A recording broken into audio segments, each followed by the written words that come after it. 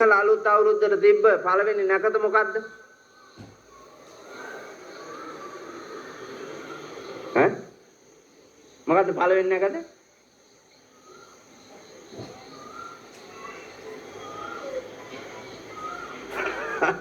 ආවල් නැකත් ඈ? පඩත්තර වැඩ කර හිටියා මිසක් බැලුවා නැකත්. අඩුතරමේ මේ නාකි ගෑණියක්වත් මේගිලාටත් තවත් කුලප්පුව. නාකි වෙන්නත් අලුත් ලෝකයේ එකීලා තාලෙටම මෙවුන්ද ලැජ්ජනවා. ඔව් දෙනිම විතරයි තව ඇන්දේ නැත්තේ. දෙනිම විතරයි ඇන්දේ නැත්තේ. ඒකටත් එනවා පුළුවන් නම්. සිංහල අලුත් අවුරුද්දේ තිබ්බ නැකත දන්නේ නැහැ. නැකත දැනගන්න සංස්කෘතියක් තියෙන්න බෑ. ඒක තමයි පුණ්‍ය කාලය. පුණ්‍ය කාලයට පන්සල් ආවේ කවුද? පුණ්‍ය කාලයට මේ ඉන්න එකෙක් ආවේ නැහැ. මේ පන්සල්. කොයි ආව කියපු ගෑණි? බලන්න රා කීයටද පුණ්‍ය කාලේ තිබ්බේ? උදේ පුණ්‍ය කාලයක් තිබ්බේ නෑ රෑ තිබ්බේ. අය මා රෑ 12ට පන්සල් දාවලු මේකි බොරු කියන තරම් අඩේ.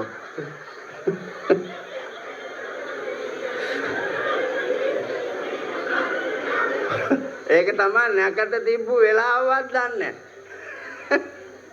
නැකත තිබ්බු වෙලාවවත් දන්නේ නැහැ අපි. නැකත් බලනවා තියා. අපි මොනවාද කෙරුවේ? ඒ වෙලාවේ හැඳි ගෑවා දොදොල්. ඔව් ඒ වෙලාවේ හැඳි ගෑවා අලුවා. දොදොල් නෙමේ හැඳි ගෑවේ. උඹලා මොකද්ද දන්නවද කෙරුවේ? මේ අනාගත පරම්පරාව හැලියක දාලා හැඳි ගෑවේ. ඔව් ඔව් අනාගත පරම්පරාවට උරුම ශ්‍රී ලංකා සංස්කෘතිය ජාතිකත්වය ඔවුන්ගේ ආගම දහම ඔවුන්ගේ අභිමානය ඒක තමයි හැලිය දාලා හැඳි ගෑවේ. නැත්තම් පන්සලට එකන් එන්න තිබ්බෙම නැද්ද? ස්වාමීන් වහන්සේ රැහින්ද බෑ. එහෙනම් මගුල් ගෙවල් වල බුදියන්නේ රෑ. මල ගෙවල් වල ලගින්නේ රෑ. සංගීත සංදර්ශන පොලේ ඉන්නේ රෑ. නාට්‍ය පොලේ ඉන්නේ රෑ. ආධුනික ගීත ප්‍රසංගයේ ඉන්නේ රෑ. ඒකේ කරුවල නැද්ද? ඒකේ රෑ නෙමෙයිද? අවශ්‍යතාවයක් නැහැ. අවශ්‍යතාවයක් නැහැ. අවශ්‍යතාවයේ තියෙනවා නම් ඕනෑම තැනකට රෑද දවල්ද නොබලා යා හැකිනේ අපි මිනිස්සුනේ. අපිට නිර්මාණශීලීව ඒක කරන්න පුළුවන්. අඳුර නම් ආලෝකයක් අරන් යනවා. අඳුර නම් ආලෝකයක් අරන් යනවා අපි. ඒ රැට උචිත ඇඳුමක් පැළඳුමක් ඇඳගෙන රැට උචිත පරිසරයක් නිර්මාණය කරගෙන ආරක්ෂාවක් හදාගෙන කීප දෙනෙක් එකතු වෙලා නොනගතේ වෙලාවට ආවා නම් ගමම නෙන්නේ. අය මගදී කවුරුවත් අත ගහයිද? අත ගන්නෑ. ආරක්ෂාව තියෙනවා. එකිනෙකාගෙන් එකිනෙකාට. නමුත් අපි ආවේ නැහැ. ආවේ නැති වෙන්න හේතුව ඇයි? After O-levels, be a future leader with APIT. Start the NCUK International Foundation year and transfer to the UK, US, Canada. පන්සල් යාම වැඩක් ඇති එකක් ඇයි? පුණ්‍ය කාලේ වැඩක් ඇති එකක් ඇයි? ආගම දැක්කේ එහෙම. දහම දැක්කේ එහෙම. ලෞකික ලෝකේ විඳින්න තියෙන දේවල් තණ්හාවෙන් අල්ලා ගත්තා. ආසාවෙන් අල්ලා ගත්තා. ඒ වාගේ දුක් ඔබට තේරෙන්නේ තව පරම්පරා කීපයක් ඉස්සරහට යනකොට. දැනටම අම්මට ගරු නැහනේ. තාත්තට ගරු නැහනේ. නේද? ස්වාමියාට ගරු නැහනේ. දැන් කසාද බැඳලා එන දවසේ මිනිහට වැන්දා මගුල් පෝරුවෙන්. මතකද ඔයාලට? මිනිහට වැඳපු දවස මතකද මගුල් පෝරුවේදී? වැන්දානේ. ඊට පස්සේ ආපහු වැඳපු දවසක් මතක් කරලා බලන්න. මිනිහට ආයි ඊට පස්සේ වැන්දේ නැහැ. ස්වාමීන් වහන්සේ ඇත්තටම මිනිහට වඳින්න ඕනෑමද? මොකක්ද ඒකගේ තියෙන විශේෂත්වය මට වඩා? විශේෂත්වයද? මෙතන හීන් යවුන් නැත්තම් කියනවා මං ඔක්කොම සුද්ධ සිංහලෙන්. ඥානියෙකුට හම්බෙන උතුම්ම পদවිය මොකද්ද?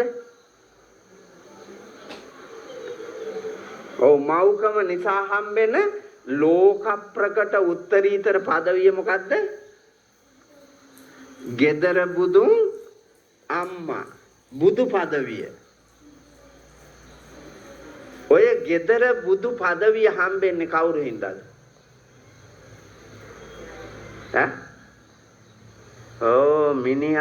මිනිහා හින්දා ඒකට වඳින්නේ ඒකට. උඹ බුදු වුණා නම් බුදු උනේ මිනිහා හින්දා. මට බුදු බව ලබා දුන්නු මට බුදු වෙන්නට විවරණ දුන්න මාගේ පින්වතා ඔබ. ඒ හින්දා ඉදන ගහලා වඳින්නේ. අනිත් එක තමන්ගේ වැදූ අම්මටවත් නොදී ඛණ්ඩ දෙන්නේ දුක සැප බලන්නේ රැකවරණය දෙන්නේ ඔය මිනිහා. ඒ හින්දා යොම ඉන්නේ.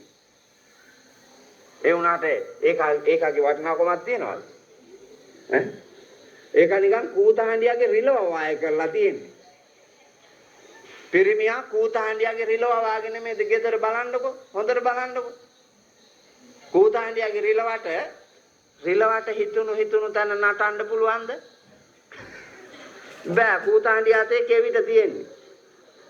පාරේ යනකොට අපූර්වට යන්න ඕනේ. සෙනග ඉන්න තැනක නවත්ත ගත්තාට ආය ඌට හිතිලා අරුන්ට පේන්න නටලා පෙන්නනවද?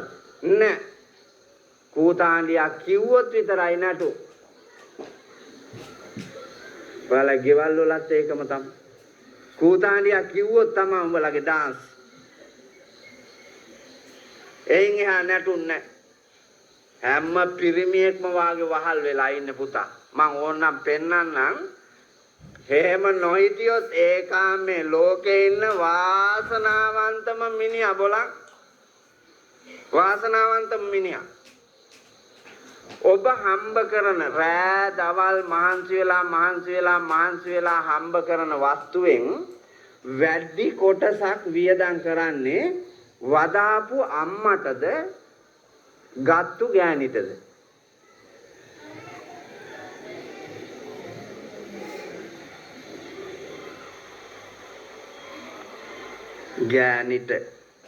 ගෑනිද උතුම් අම්මද උතුම්?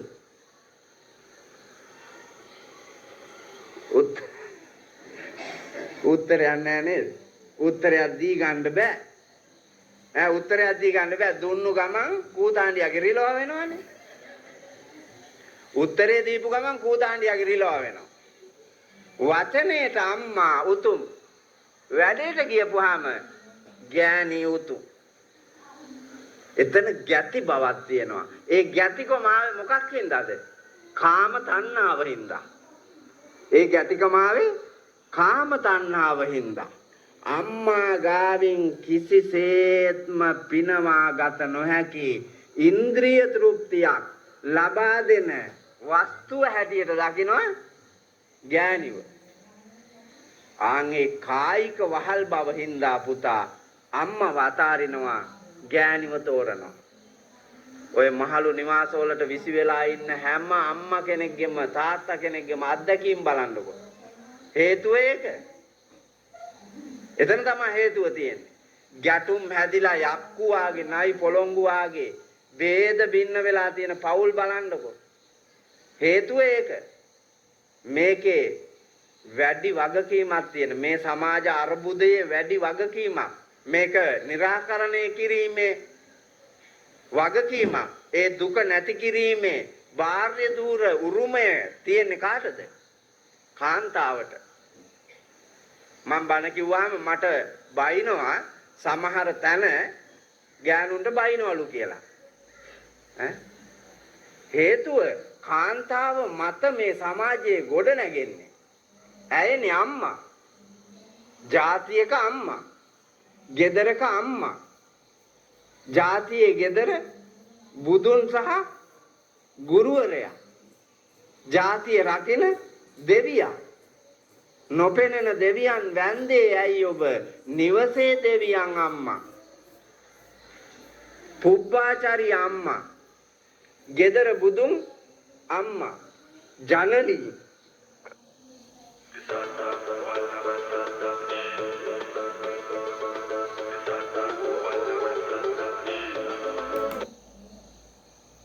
අම්මා බිහි කරන්නේ අම්මා මේ සියලු පදවිලත් ඔබේ අතින් මේ මානව සමාජයේ ගිලිහිලා ගියපුවාම ඒක අතරම මේ දරුවන්ව පිම්මන්ත තැනක තියන්න පුළුවන් වාසනාවන්තම චරිතය තමයි රැකවරණය දෙන්නේ අය උගන්වන්නේ අය නිර්වාණ මාර්ගය පෙන්වන gedara බුදුවරයා අය